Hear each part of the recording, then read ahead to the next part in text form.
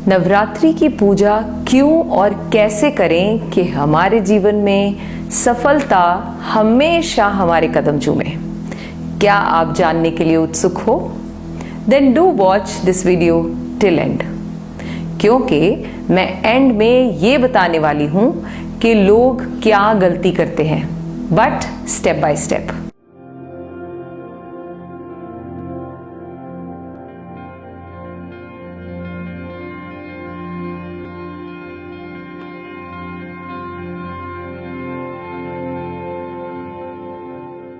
राधे कृष्णा, मैं हूं राधेसा और आप जुड़े हुए हैं हम योग चैनल के साथ। क्या है नवरात्रि की पूजा का साइंटिफिक रहस्य? How many of you know? Please share with me by writing in the comment box.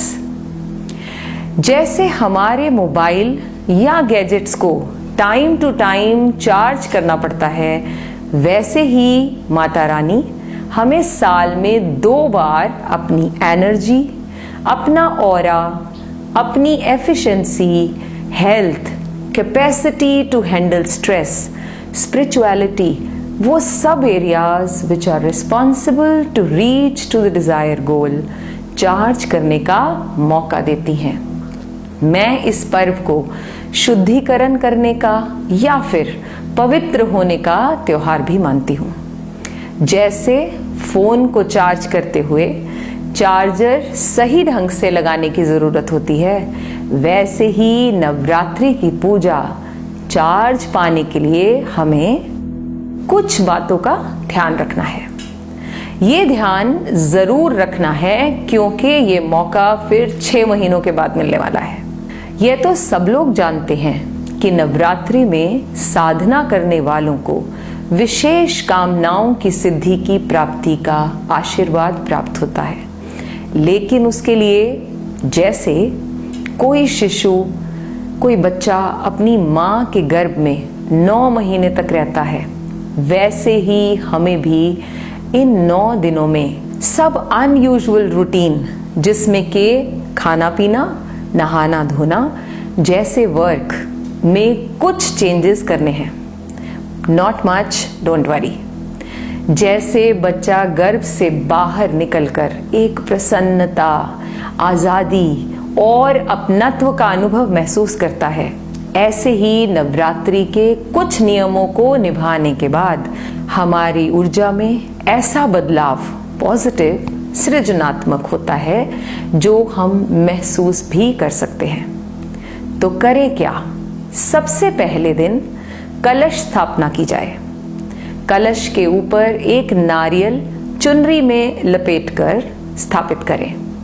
ऐसा करके हम सभी देवी देवताओं का आशीर्वाद प्राप्त कर लेते हैं। कलश मिट्टी का हो या फिर किसी भी मेटल का, कोई फर्क नहीं पड़ता। भगवान आस्था के भूखे हैं, सामान के नहीं। अब बारी होती है जौ बीजने की। हालांकि बहुत कम ही लोग जानते हैं कि जौ क्यों बीजे जाते हैं। अधिकांश लोग तो बिना जाने ही इस परंपरा का निर्वाह करते रहते हैं। माना जाता है जब सृष्टि की शुरुआत हुई थी तो पहली फसल जौ की ही थी, इसीलिए इसे पूरन फसल भी कहा जाता है, जो देवी माँ को समर्पित की जाती है। जौ की ग्रोथ से भविष्य से संबंधित कुछ बातों की तरफ संकेत भी मिलते हैं। अगर आपकी जौ की ग्रोथ फास्ट है, then it shows prosperity. If it is scattered and less, it shows slow growth. ऐसी मान्यताएं हैं।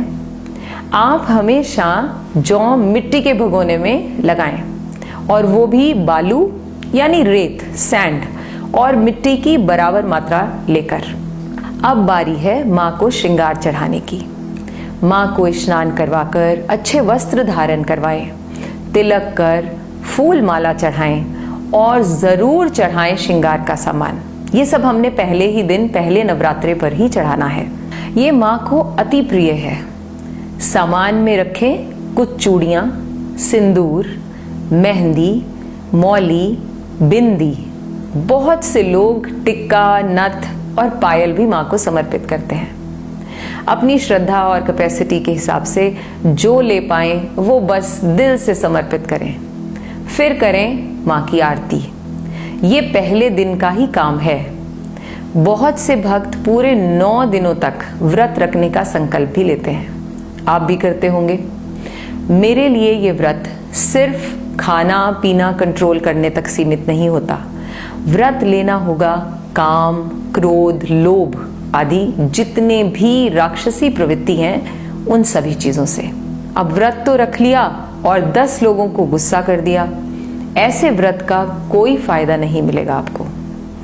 अगर पोटेंशियल एनर्जी बढ़ानी है तो विजय करनी होगी इन विकारों पर, तभी आप पूरी तरह से विजयदशमी मनाने के हकदार होंगे। बहुत से लोग तो इन दिनों में चमड़े की बेल्ट, चप्पल, जूते, बैग इन सभी चीजों का इस्तेमाल नहीं करते। अच्छे बदलाव के लिए कुछ तो करना ही होगा। इनफैक्ट नवरात्रि के दौरान मांस, मछली और शराब के सेवन से बचना चाहिए। धार्मिक मान्यताओं के अनुसार ऐसा करना अशुभ माना जाता है। लव मेकिंग भी इन 9 दिनों में वर्जित मानी जाती है। यह समय सात्विक प्रवृत्ति बनाने वाले माने गए हैं। अब बात करती हूं मैं सबसे बड़ी गलती की जो अक्सर लोग करते हैं अनइंटेंशनली। इन्हें नवरात्रि कहते हैं। मतलब महत्व किस चीज का है? रात्रि का। और सबसे इफेक्टिव रात्रि होती है अष्टमी और नवमी की। और लोग अष्टमी या नवमी की सुबह को पूजा करके अपने पूरी चने खाकर फ्री हो जाते हैं। यह तो कुछ ऐसी बात हुई कि पूरा टाइम मेहनत की और जब कृपा लेने की बारी आई तो उठकर चले गए या फिर सो गए।